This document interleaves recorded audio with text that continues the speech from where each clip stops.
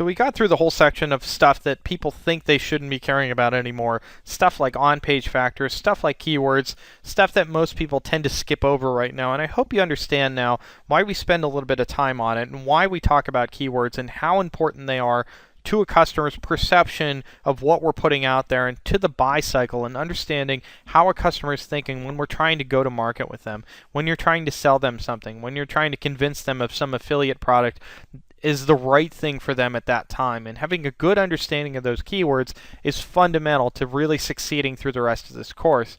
But the reality is, as I talked about, is that on-page factors and keyword-specific on-page tactics account for maybe 20% of rank. So of course, off-page ranking factors are the bigger chunk, right? And these have really changed over the past couple of years. So I'm going to talk about these in particular and how they've changed and how you need to think about them when you're link building. And I want to talk a little bit about social monitoring and how social media has actually come into play in the algorithms today. So here's old Google, right? Here's the simplest way to look at rank. You have a bunch of people, and these are like really important people on the web, and they say you have the best website for some term, and that website actually immediately ranks, right? Simple link structure, it's a recommendation engine. Other websites recommend your website ranks. That's the easiest way to think about old Google, right? And the changing of the guard is really, really interesting. And when we look at old Google, right, old Google still matters. So on average, the more links you have or the better links you have, the better rank you have. And this is actually really, really recent data showing that #1 web pages, by and large, have more links than #5 web pages. And the top 5 average is higher than the #5 number, right? So the spread is fairly broad, but by and large, #1 web pages have more links, right? That makes sense. That's something that we can all understand, we all digest, and I think most people on this call probably already had an understanding of that. In order to outrank somebody at #2, I need more links than them. Now, there's some changes now to old Google, and when I talk about this, I like to talk about it as a different approach in looking at how people are being evaluated. And the thing that strikes me is that it's more like American Idol than it is like the recommendation engine of the past. Now the difference is that in today's Google, the number of signals that Google gets about our websites is so much higher than it used to get.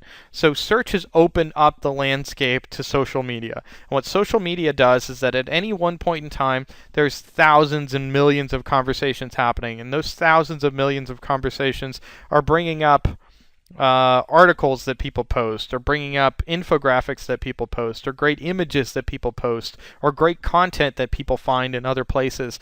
And now Google's getting all of these different signals from all of these different sources and bringing them into their algorithm to help understand what's a good website versus what's a bad website. So instead of being this recommendation engine, it's kind of the American Idol web, where you have millions and millions of people now all pushing in towards this recommendation engine, along with this old structure of linking and this old recommendation engine, all funneling into a website, Google taking in all those factors and pushing to rank. So the power of the few now becomes the power of many. And so social signals and user behavior do in fact contribute to rank.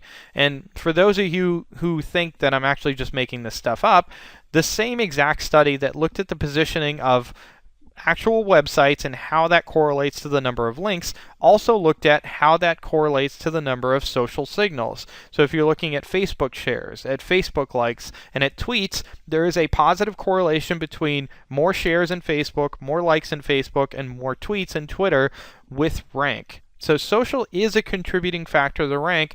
And I'm going to talk about it as we go forward as a link source, but I'm also going to be talking about it as an influential engine to help drive rank, because social not only becomes a driver to actually signaling Google that your website is more relevant than other websites, it also becomes a contributing factor to dispersion of content. So it's a content marketing engine, but it's also an influencing engine to Google. So I want you to think about social a little bit and think about how social comes into play for your own strategies, because we're going to talk about it more in some of the later modules.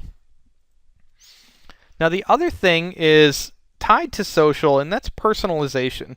And personalization is one of those things that's very, very hard to understand and have tangible thoughts about, because what it really means is that my Google results and your Google results and everybody else's Google results who listen to this is different, right? So regardless of where you are, my result is dictated by the location and it's dictated by my previous behavior and the people that I associate with. So as you can see here, Brad has also visited this tool and +1'd it. The Google AdWords tool has been +1 by 3,500 different people.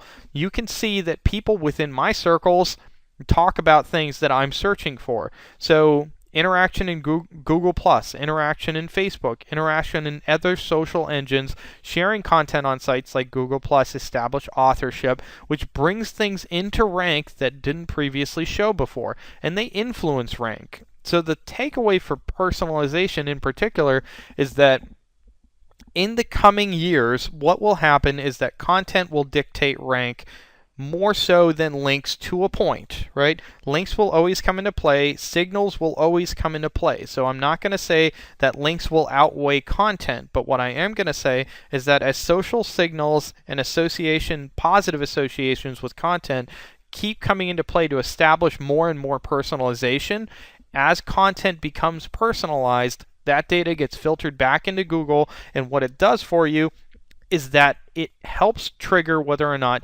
your content is better than somebody else's content using social proof. So it's not so much about how can you game the system, it's going to be a combination of how can you actually properly search engine optimize your content using some of the methods that we'll talk about, but it's also how do you optimize your content and you're optimizing really, really great content that people generally would want anyway. So as personalization gets more built into the systems, then what you're going to see is that personalization is going to help dictate Rank, and it's going to help establish changes in Rank as we go forward.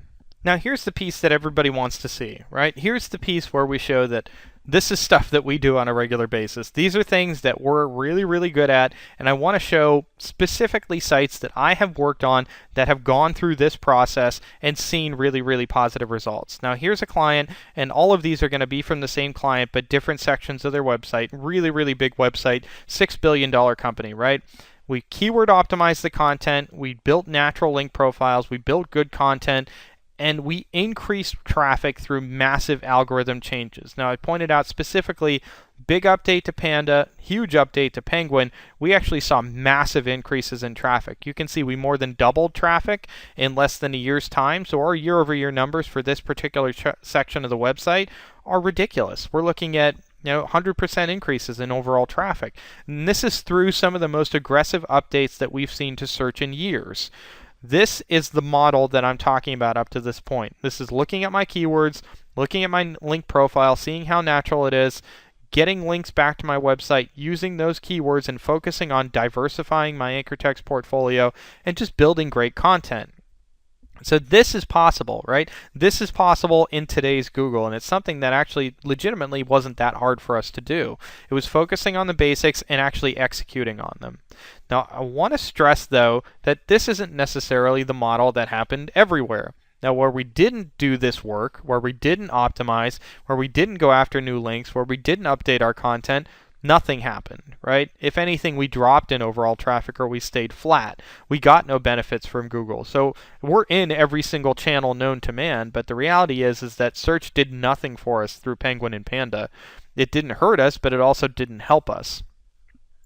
This is, again, reiterating that not SEOing, not doing the things that I've talked about up to this point, won't do anything for you. So the fact of the matter is that if you put in the time and effort, this actually works, and it works really, really well regardless of what Google's doing.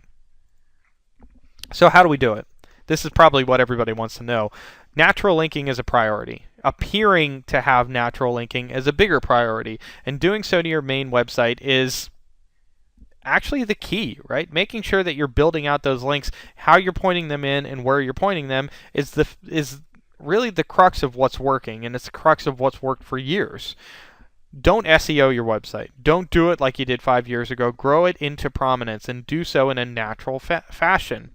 Social factors are definitely driving content relevance, right? It validates your content. What it's doing is it's giving additional signals to Google to say, this is good, make sure you talk about it. And if you're not interacting on social, you lose out on those signals.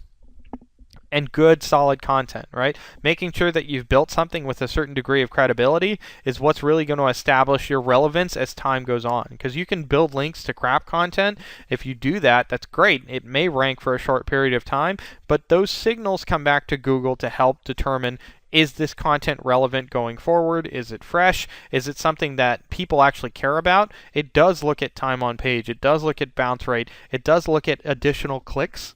It does look at things like repeat visits, like I just showed, how many people plus one pages, how many people visit pages just using Google Plus profiles. That stuff really matters, and if you don't have good content, you're going to be sending bad signals. There's going to be more on this in the last module when we talk about link building, but the reality is this is exactly the stuff that we do, and this is exactly what works with our own websites and with our clients on a regular basis. So the next thing that we're really going to do now is actually start to look at how our competitors are going to market, because before we actually go into the effort of link building, I need to understand what my competitor has done up to this point and see if I can actually steal or mimic any of the things to get myself to good positions in search quite a bit faster.